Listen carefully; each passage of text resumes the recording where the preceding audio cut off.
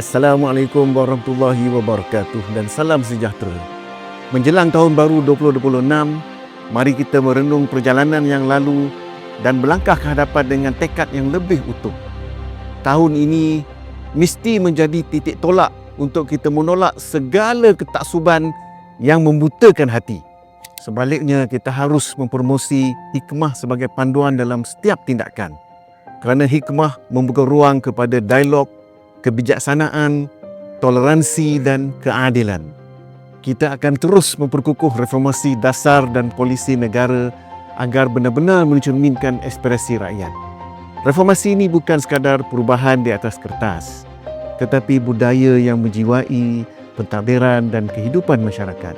Dengan dasar yang telus dan berpaksikan rakyat, kita mampu membina negara yang lebih adil dan berdaya saing. Dalam membina negara yang bersatu padu, kerjasama dan kolaborasi antara pelbagai pemegang taruh adalah kunci utama. Ekosistem perpaduan yang kita bina mesti berlandaskan saling hormat, saling percaya dan semangat kebersamaan. Hanya dengan kekuatan kolektif, kita mampu menghadapi cabaran zaman. Kita mesti tegas dalam memerangi rasuah dan penyelewengan. Tiada ruang untuk pengkhianatan kepada amanah negara. Integriti dan ketulusan harus menjadi asas kepada setiap lapisan kepimpinan dan masyarakat. Di samping itu, keluarga sebagai unit asas masyarakat perlu diperkukuh.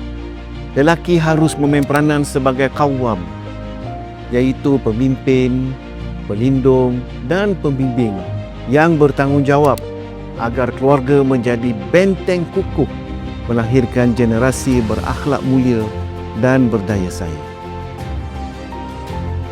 Isu Palestin memang amat dekat di hati kita semua. Jangan lupa bercakap tentang Palestin dan pertingkatkan usaha kita membantu mereka yang dizalimi dan dijajah dengan kejam. Akhir kata, kepada semua ahli ikram dan rakyat di luar sana, marilah kita berdoa dan berusaha agar 2026 menjadi tahun yang membawa kemakmuran, keamanan dan keadilan kepada negara tercinta. Mari kita bersama-sama membina masa depan yang lebih cerah untuk generasi mendatang. Selamat Tahun Baru 2026.